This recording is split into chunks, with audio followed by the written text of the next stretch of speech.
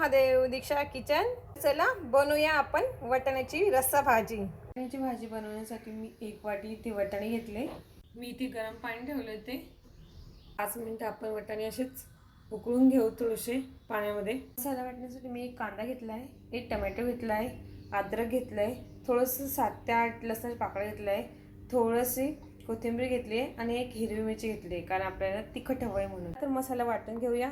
अद्रक लसूण घेतली, हिरवी मिरची आणि कोथिंबीर ही वाटून घेऊ आणि कापलेला कांदा, टोमॅटोची प्युरी ही आपण वेगळी बनवू। वाटाणे छान असे गरम पाणी झाले, आपण गॅस बंद केला। पाणी वाटून छान मसाल्याची पेस्ट आपण करून घेतली।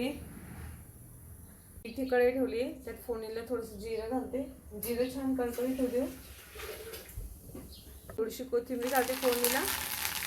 वाटलेला मसाला ऍड करून घेऊया आपण। मसाला छान परतून घेऊया। थोडीशी हळद घालते, थोडासा गरम मसाला घालते, थोडीशी लाल चटणी घालते, छान परतून घेऊ। तर छान झालं की आपण टोमॅटोची प्युरी घालू त्यात आणि सर्व मिश्रण एकत्र करून घेऊ। मसाला होण्यासाठी थोडंसं पाणी ॲड करते। छान मसाला आपण वाफवून घेऊ। 1-2 मिनिटासाठी आपण झाकण ठेवू त्याच्या मसाल्यावर।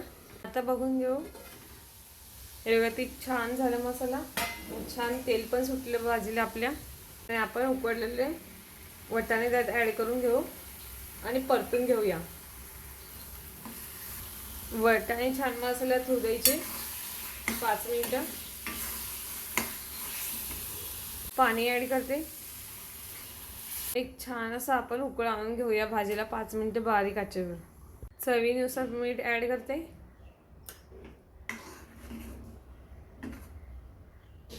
छान असं आपल्या भाजीला उकळ आलंय।